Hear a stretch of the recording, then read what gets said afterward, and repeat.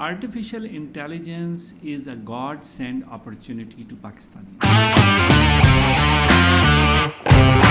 Software engineers should learn about the law and become an AI lawyer, or a lawyer should learn about the AI and become an AI lawyer.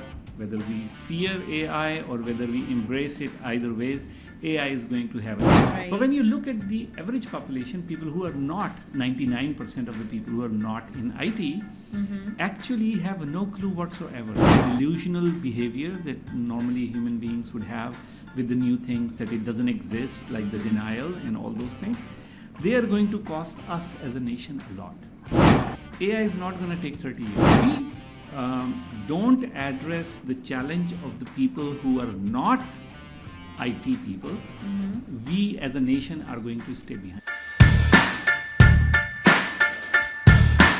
In HR, how he can or she can integrate the AI, a person from supply chain, a person who never had any IT background.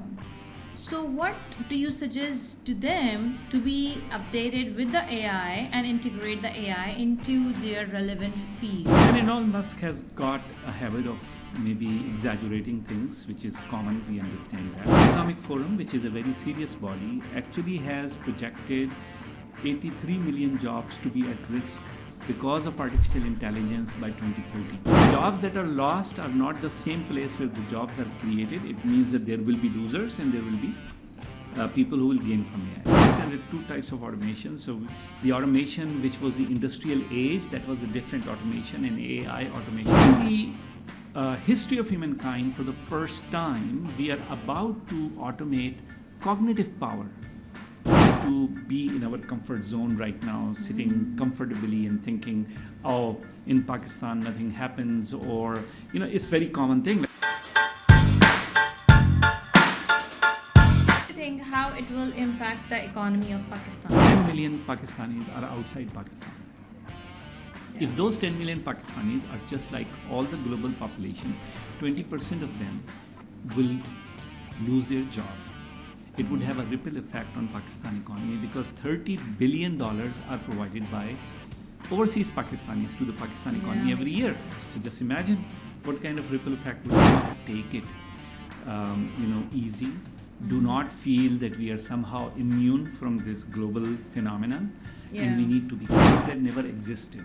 Yeah. Which means that I or anybody else who is applying, everybody is equal, because nobody has experience. AI trainers, right? So you train AI on different data sets.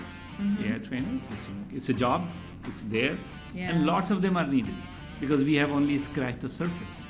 So that's one. AI lobbyists, people who actually work for companies who are developing AI software to be able to influence the decision makers, the policy makers in a country. It's a new job. Never existed. AI lawyers. There are no lawyers who know AI, right? So understanding what AI, that's a huge need. Yeah. And if this need is not fulfilled, our country will be behind. And I'm really concerned about how we are doing things. Most probably we are not looking at this exact challenge. Would stop sending money to Pakistan because they will be struggling, and some of them, like in Middle East, they don't have any path forward, right? So okay, North America and Europe, the local unemployment system and everything, the public support system would help them. But Middle East people will just come back focused on automation, and they really would like the foreign workforce, to not be there and their local workforce get employed, right? So when you have this automation, this automation will free up a lot of lawyers, a lot of middle managers, a lot of engineers, a lot of doctors. The top three things that Pakistani freelancers are doing: number one, content writing; number two, graphic designing; and number three, website development. Yeah. All three of them are being automated with AI. Are the opportunities, if our Pakistani, whether they are in Pakistan or they're outside the Pakistan, if they will learn or start learn the AI or integrating the AI into their industry, so what will happen then? What will be the positive side of that? Pakistani industry is fairly behind, already we know. In the industrial age, we never reach to a level of competitiveness in the international market. We see 50% reduction in the cost due Right. to automation. Textile. Yes. And Pakistan's number one industry, right? Yes. And we are not automated. So what's going to happen? So, do you think that everyone should focus on AI, or if they want to go outside for the scholarships or for the studies, so they should focus on like bachelor's in AI or master's in AI? Okay, so not everybody is gonna be a mobile phone engineer, but everybody is going to be a mobile phone user. Number one was education. It was expected 70% disruption or something like that. And the number two was healthcare. Clue how to deal with ChatGPT. Learn Python. Don't go and learn Java.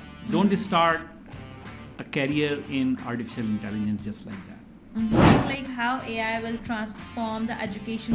Business leaders, top leaders who make the investment decisions, they are the number one. If they don't wake up and if they don't make the right investment decisions, then their businesses will fall. So it is for them, from my perspective, it's the survival. And for that survival, they need to understand what AI is doing in their sector, what it can do, and how the automation is going to reduce the cost of production. Simple as that.